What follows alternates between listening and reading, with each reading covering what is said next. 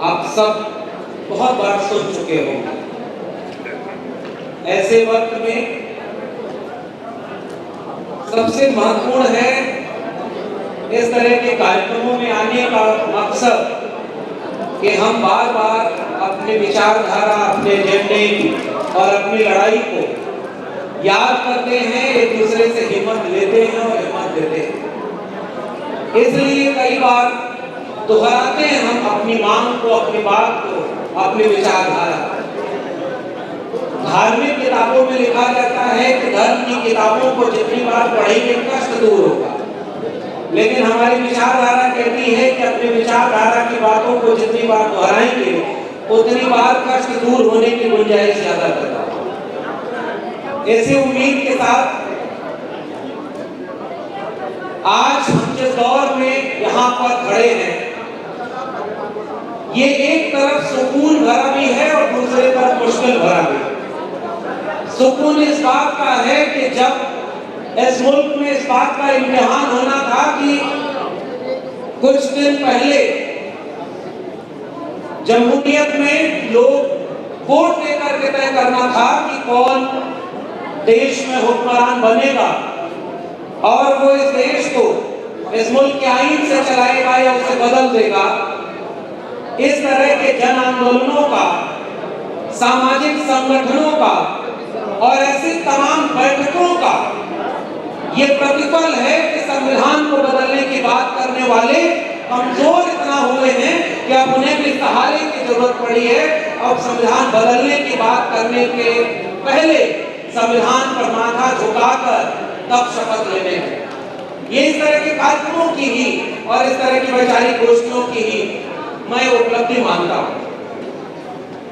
दूसरी बात ये कि जब से ये सारे लोग फिर से सत्ता में आए हैं, इसका मतलब ये है कि विचारधारा की लड़ाई अभी अधूरी है, उससे लड़ा जाना और मुद्दों के आधार पर लड़ी जाएगी।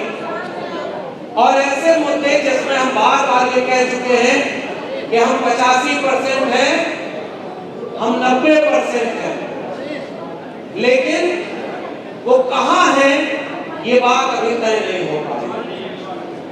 वो वाकई कांवड़ ले जाने वाले में 90% हैं या विश्वविद्यालयों में 90% हैं, स्कूलों में 90% हैं, ये अभी तय नहीं है। अस्पतालों में मरीज बन करके जो दवाई के लिए तरस रहे हैं वहां हम 90% हैं, या किसी पूंजीपति की कंपनी में सस्ता मजदूर मुहैया कराने वाले हम 90% हैं, या विदेश पढ़ने जाने वाले विद्यार्थियों में हम 90% हैं, या इस देश को चलाने वाले अधिकारी, कर्मचारी और प्रोफेसरों में हम 90% हैं, ये पता नहीं है। इसीलिए हम कहते हैं कि सबसे पहली चीज अगर कोई होनी चाहिए तो वो जातिवार जनगणना। एक बार जनगणना हो जाए ताकि पता चले कि कौन कहां किसका हिस्सा लिए हुए और कौन कहां कितने में गुजारा कर रहा है। इंटरनेशनल लेबर ऑर्गेनाइजेशन एक रिपोर्ट अपनी जारी करता है और उस रिपोर्ट में पता चलता है कि 1% से भी कम अरबपति दलित समाज के हैं, 1% के तकरीबन ओबीसी दलित मिलाकर हैं और आदिवासी एक भी अरबपति नहीं है। फिर हम जानना चाहते हैं कि वो अरबपति कौन है। 2023 के आखिरी दिनों में ऑक्सफैम की रिपोर्ट आती है जो ये कहती है कि 1% आबादी के पास 40.5% संपत्ति का कब्जा है और 3% संपत्ति पर 50% लोग गुजारा कर रहे हैं। हम ये जानना चाहते हैं कि वो 50% लोग कौन है जो इतनी बदहाली में गुजारा कर रहे हैं। मंदिरों में तो शोर है, असली दुआएं तो अस्पतालों में सुनाई देती हैं, जहां दवाई नहीं है, इलाज नहीं है। और इस देश में आंदोलनों के नारे हुआ करते थे कि रोटी कपड़ा सस्ती हो और दवा पढ़ाई मुफ्ती। लेकिन आज के वक्त पढ़ाई और दवाई दोनों महंगी कर दी गई है। आज ही बजट पेश हुआ है, किसानों को 5.5% 2014 में बजट का हिस्सा मिलता था और इस बार वो घटकर 3% हो गया। शिक्षा पर बजट घटते घटते पिछले 10 साल में आधा हो गया। हथियारों को खरीदने का बजट बढ़ाया गया और सबसे ज्यादा बजट उन्हें दिया गया है जिनकी बैसाखियों के सहारे कोई तीसरी बार प्रधानमंत्री बनकर बैठा है, अपनी कुर्सी बचाए, इसलिए उन बैसाखियों को बजट दिया। ये बजट की भाषा ही ऐसी है जो आम लोगों को समझ में नहीं आएगी। और ऐसे वक्त में उसी संसद में खड़े होकर कहा जा रहा है कि पुरानी पेंशन अब इस देश में नहीं मिलेगी, शिक्षा का अधिकार नहीं मिलेगा, जिसकी जेब में पैसा होगा उसके बच्चे अच्छे स्कूलों में जाएंगे और जिसकी जेब में पैसा नहीं होगा उसके बच्चे अच्छे स्कूलों में पढ़ाई नहीं करेंगे। और हम जानते हैं कि जिस समय ये बात हो रही है वही दिल्ली विश्वविद्यालय कहता है कि हम अपने आप मनुस्मृति पढ़ाएंगे और ताकि वहां पर विवेक पैदा हो और पुरानी परंपरा में लोग जान सके कि भारत में भी कानून की एक किताब थी और उस पर क्रिटिकल एनालिसिस करेंगे। ये इस तरह के जन आंदोलनों की ताकत है कि उसके अगले दिन ही जिस अखबार में खबर छपी थी पहली बार कि दिल्ली विश्वविद्यालय मनुस्मृति पढ़ाएगा, दिल्ली विश्वविद्यालय का कुलपति उसी अखबार के पत्रकार को फोन करके कहता है कि हम मनुस्मृति नहीं पढ़ाएंगे और हमारा ये बयान अखबार में छाप लीजिए वरना हमारी कुलपति की कुर्सी भी कहीं चली न जाए। वो ताकत इस तरह के संगठनों और ऐसे कार्यक्रमों से आई है, इसलिए मैं आपको बधाई देना चाहता हूं। वरना आज वो मनुस्मृति का फैसला बेशक वापस ले लिए हैं, लेकिन इतना याद रखिए उनके दिलों में मनुस्मृति है, वो बाबा साहब के संविधान को नहीं मानते, किसी और रास्ते को मनुस्मृति लागू करते और मनुस्मृति लागू करने की जरूरत ही कहां बची। अब उन्हें विश्वविद्यालयों में जो सिलेबस बनाया गया है, एनसीईआरटी की किताबों में जो सिलेबस बनाया गया है, उसे विश्वविद्यालय में 300 रामायण के रामानुजन का उसे सिलेबस से निकाल दिया गया। प्रोफेसर कांचालिया की किताबें उसे विश्वविद्यालय से निकाल दी गई। उसे विश्वविद्यालय से महासीता देवी का उपन्यास जो आदिवासी महिलाओं के शोषण पर था, द्रौपदी, उसे निकाल दिया गया और अब मनुस्मृति पढ़ाने के लिए क्रिटिकल सेंस डेवलप करने का तर्क लेकर आए। अगर आपका आंदोलन कमजोर होगा तो वो प्रयोग जो तालाब में पत्थर डालकर किया गया था वो फिर से लागू कर दिया जाए और इसलिए खतरा है, लेकिन वो लागू हो चुका है क्योंकि किसी और रूप से एनसीईआरटी की किताबों में, अब एनसीईआरटी की किताबों में जो दंगे हुए वो नहीं पढ़ाए जाएंगे। एनसीईआरटी की किताबों में प्राचीन काल हिंदू काल होगा, मध्यकाल मुसलमान काल होगा और आधुनिक काल में कहा जाएगा कि जाति व्यवस्था उत्पन्न हो गई। एनसीईआरटी की किताबों में सारा सिलेबस बदल दिया गया है। आप कहते हैं अशोक का राज, अब वहां पर भी सिलेबस बदल दिया। जो स्कूल में पढ़ने भी जाएंगे उनको आप क्या पढ़ाएंगे, ये तो हम बचा ही नहीं पाए। और इसमें ईडब्ल्यूएस आरक्षण कहीं लागू ना हो, बैकलॉग मिल जाएगा ईडब्ल्यूएस में। और आज की तारीख में बड़े बड़े कोचिंग मास्टर जो मोटिवेशनल स्पीकर बने हुए हैं वो किसी इंटरव्यू में कहते हैं कि ओबीसी के लोगों ने दुरुपयोग किया है आरक्षण का, शेड्यूल्ड कास्ट और शेड्यूल्ड ट्राइब के लोगों ने दुरुपयोग किया आरक्षण का और ईडब्ल्यूएस पर कोई बात नहीं करते। और मेरिट की तर्क चला जाता है जब 3 नंबर पर जिस परीक्षा में ईडब्ल्यूएस के कटाव गए उत्तर प्रदेश के नर्सिंग एडमिशन में, वहां पर एससी एसटी के कटाव 50 नंबर के ऊपर।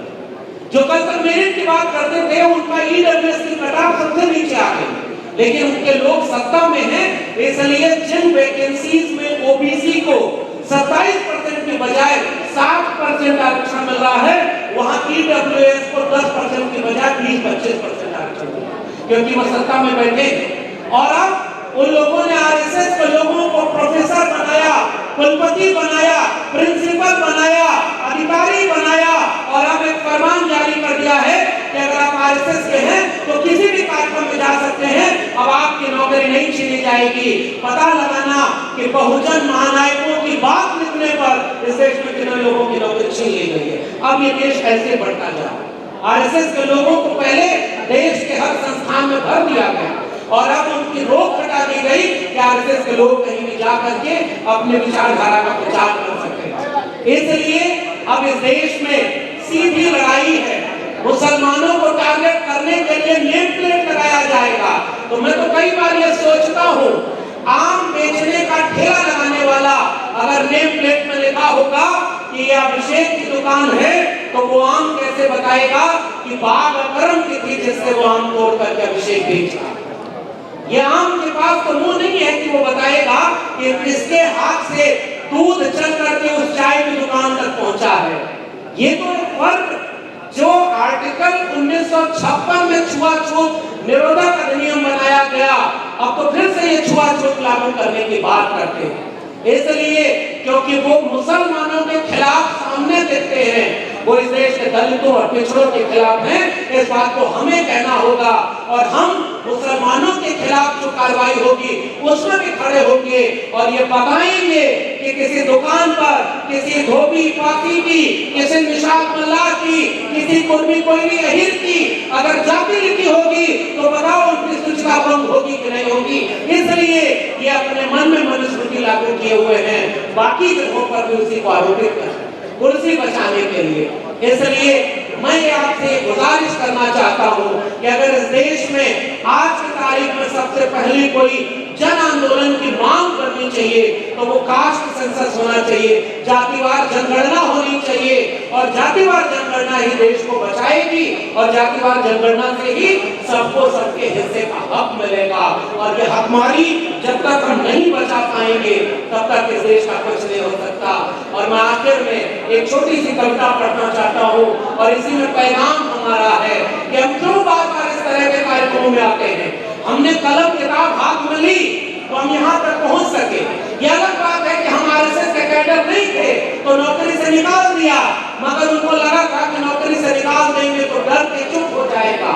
हम तो ये सीख करके आए थे कि जुल्म के साये में लब बोलेगा कौन, और हम भी चुप रहे तो फिर बोलेगा कौन। इसलिए क्योंकि इसी कलम और किताब से हम यहाँ तक पहुँचे। सवाल किसी एक लक्ष्मण यादव की नौकरी का नहीं है, सवाल ये है कि अब इस देश में आधे % से भी सरकारी नौकरियां कम बची हुई हैं, बाकी सब तो प्राइवेट हो गई, तो फिर नौकरी करेंगे कहाँ।